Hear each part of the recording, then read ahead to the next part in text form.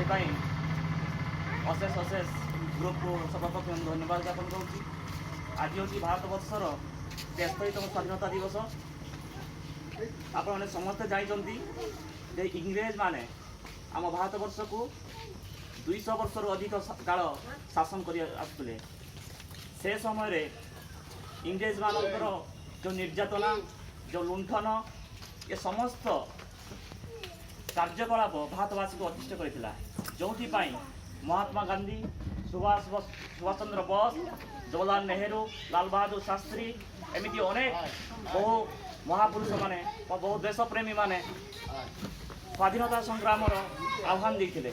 इंग्रेज कबल के भारत वर्ष को मुक्त करवा एवं आमे केमती स्वाधीन भाव में बसति स्थापन करवा जीवन जीवा से संग्राम स्वाधीनतार जो स्वाधीनता मुक्तिर संग्राम आरंभ होता। जहाँ भी हो परिशेष में आपने जानते बहु देशप्रेमी फाँसीकुंडे झुली इंग्रेज मानकर जो चामुक पाहाड़ खाई गुड़ी खाई शेष आमको मुक्ति मिली। आम 1947 मसीहा अगस्ट 15 तारीख दिन स्वाधीनता लाभ कलु। किंतु मु गोटे कथा कहबी प्रकृत में कौन आम स्वाधीन भारत वर्ष स्वाधीन नागरिक भाव बंचुचे हे तो आज आम इंग्रेज कबल मुक्त होइछे।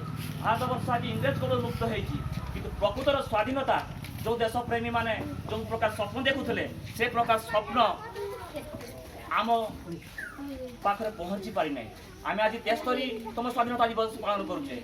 आम आज सारा भारत वर्ष आप देखिपे जनगण मन अधिनायक स्वर में भारत आज प्रकम्पित होची।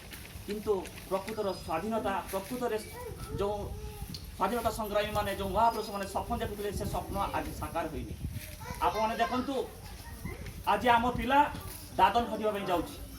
आज खाइबाई अनेक लोक अच्छा भूक उपास मरुंच।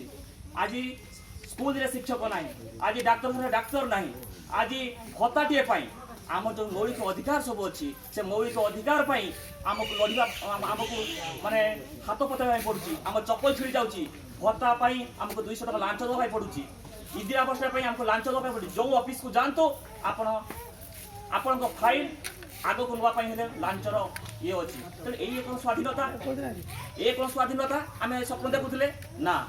आम हाँ आम यार कहीपर आम इंग्रेज कबल मुक्ति हो कि आम एबे भी पराधीन अच्छी। तेणु एसएचजी ग्रुप माने जो गाँ गहली प्रतिष्ठा होती मुख्य बहुत भूमिका रही।